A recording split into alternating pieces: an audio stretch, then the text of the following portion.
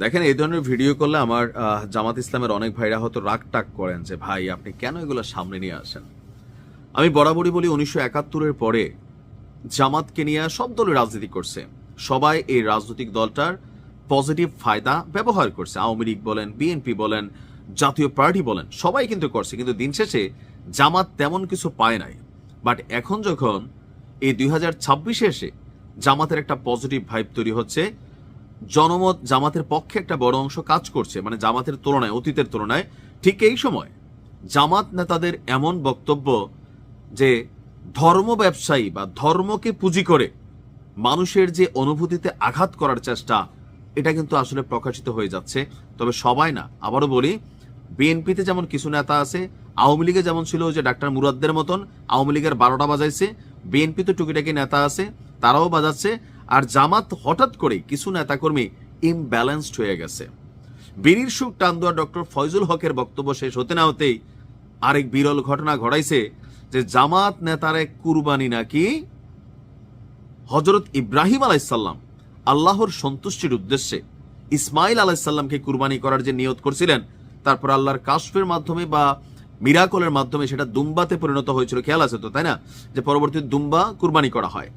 সেই কুরবানির চেয়েও জামাতের নেতায় যে এনসিপির আক্তারের সিটটা ছেড়ে দিছে, এটা নাকি এর থেকে বড় কুরবানি। প্রথমত নাউজুবিল্লাহ পড়া উচিত। জামাতের একটু ভাইবা চিন্তা, নমিনেশন দেওয়া উচিত। আমি বলছিলাম ডক্টর ফয়জুল হক আগাগোড়া এত বছর বিএনপি ছিল, যত বছর বিএনপি ছিল নমিনেশন চাইছে, তখন বিএনপির সন্ত্রাসী পাথর দিয়া হত্যাকারী দল মনে হয় নাই।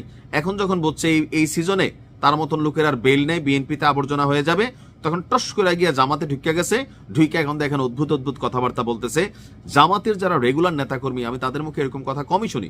তবে আজকে যিনি এই কথা বলছেন, আমার কাছে একটু আশ্চর্য লাগছে। আপনার রংপুর মহানগর জামাত ইসলামের আমির এবং কাউনিয়া পীরগাছা আসনের প্রাথমিক মনোনীত প্রার্থী এটিএম আজম খান বলছেন, হযরত ইব্রাহিম আলাইসাল্লামের কুরবানির সঙ্গে রাজনৈতিক কুরবানিকে তিনি তুলনা করে ফেলেছেন। আর এ নিয়ে ব্যাপক সমালোচনা হচ্ছে। 8ই জানুয়ারি রংপুরের পীরগাছা উপজেলার কদমতলা এলাকায় আয়োজিত এক মতবিনিময় সভায় এই বক্তব্য তিনি দিয়েছিলেন। সেখানে জোটের প্রার্থী এবং সদস্য সচিব আক্তার হোসেনও উপস্থিত ছিলেন। এই যে আক্তার উপস্থিত ছিল, এই যে এত বড় একটা কথা বল, আক্তার কোনো বাধা দিছে? আগাত মোরা তো তিনিও দাড়ি টাড়ি রেখা পাঞ্জাবি পইরা হাঁটেন। আসলে এনসিপির প্রতিও মানুষের থাকে না যে হ্যাঁ উনি হয়তো বলতেছে। একজন মানুষ বক্তব্য দিতে গেলে হয় কি জানেন, স্লিপ অফ টাং, সামনে থাকা অডিয়েন্স, জোশ জোয়ারে অনেক কিছু বইলা ফেলে। ওই যে মাহাদির কথা খেয়াল নাই, বানিয়াচং থানা উড়াই দিছি, এটা জোশের ছাড়াই চলে আসে। তো সাথে থাকা মানুষগুলো তো আটকাইতে পারতো মাহাদিরে। জামাতের এই নেতা যখন কথা বলতেছিলেন তখন তো আক্তার আটকাইতে পারতো, ভাই কানে কানে বলতে পারতো, কিন্তু এনজয় করছে। যেই ভিডিওটা আমরা দেখেছি আপনার 28 তারিখ সকাল 6:30টার কেন্দ্র থেকে মোবাইল করলো আমাকে। আমি ভিডিওটা দিলাম না কারণ এখানে নানান ঝামেলা আছে, আপনারা দেখছেন ইতিমধ্যে, তাই না? যে 28 তারিখ সকাল 6:30টায় কেন্দ্র থেকে মোবাইল করলো আমাকে। কাকে? আজম খানকে। বললো, খান সাহেব আপনাকে তো কুরবানি দেওয়া হলো। তখন আমি বললাম, এই কুরবানি কি ইব্রাহিম আলাইসাল্লামের বেটা ইসমাইল আলাইসাল্লামের? কেন ভাই, তুমি কি ইসমাইল আলাইসাল্লাম? তোমার আব্বার নাম কি ইব্রাহিম আলাইসাল্লাম? এটা তো জাতির পিতা, মুসলিম জাতির পিতা। এন্ড উনার তো আর মানে কি বলতাম, ভাষাগত দিক খালি একটু শালীন করলাম। তখন ওই প্রান্ত থেকে নাকি বলছে এর চেয়েও বড়। তো তিনি বলছেন, আমি বললাম এর ব্যাখ্যাটা বললে ভালো হইতো। তখন বলা হইল, ইব্রাহিম আলাইসাল্লাম আল্লাহর সন্তুষ্টির জন্য ইসমাইল আলাইসাল্লামকে কুরবানি করতে দিয়েছিলেন। শেষ পর্যন্ত মানুষ কুরবানি হয়নি, দুম্বা কুরবানি হয়েছে। আর আপনার কুরবানি বলতে পীরগাছা কাউনিয়ার লাখ লাখ নারী পুরুষের কুরবানি, এজন্যই তো আপনার কুরবানিটা বড়। তখন আমি বললাম আলহামদুলিল্লাহ। কেন্দ্র থেকে ফোন করার পর কেন্দ্রীয় নেতৃবৃন্দ আমার সাথে কয়েক দফা কথা বলেছেন।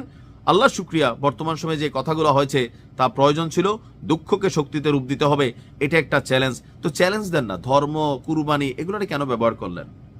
আপনার মতন আজম খানরা জামাতের কিন্তু পুঙ্গি বাজাবে, আমরা বইলা দিচ্ছি বারবার। আমাদের ভিডিও দেখা জামাতের নেতা কর্মীরা ক্ষোভ হইতে পারেন, কিন্তু ভাই আমরা সমালোচনা করি যখন মনে হয় যে আপনার দলের এই লোকটা আপনার জন্য ক্ষতিকর। আর আপনি যদি মনে হয় যে না ভালো হয়েছে, তাহলে আপনিও ভেতরে ভেতরে ধর্মকে ব্যবহার করে ক্ষমতায় যাইয়া ধান্দাবাজি করার উদ্দেশ্যে, এছাড়া কিছুই না। জামাতের মানুষ এমনি পছন্দ করে তাদের কর্ম দ্বারা, তাদের অ্যাক্টিভিটিস দ্বারা, লোকাল নেতা কর্মীদের আচার ব্যবহারে। কিন্তু বারবার ওই যে বিড়ি সুকটান দিয়েও, বিড়ি খেয়েও নাকি জান্নাতের টিকিট পাবে। আর ওই যে কি আরেকজন ওয়াজি আছে কি মাঝে মাঝে কি কথা বলে, এই যে 4-5 জন নেতা ইদানিং আমার কাছে মনে হয়েছে যে দেখা দিছে, এটা নিয়ে শোকজ হয়েছে, বাট আমার মনে হয় যে একটু বুঝে শুনে কথা বলবেন। সারা জীবনের যে চাহিদা ছিল, চাওয়া ছিল, মুহূর্তের মধ্যে হাত ফসকে চলে যাবে। আল্লাহ একটা নেয়ামত দেয়, সেই নেয়ামতের অপব্যবহার হইলে, ধান্দাবাজি শুরু করলে এটা আপনার জন্য ক্ষতিকর হবে। ভালো থাকবেন।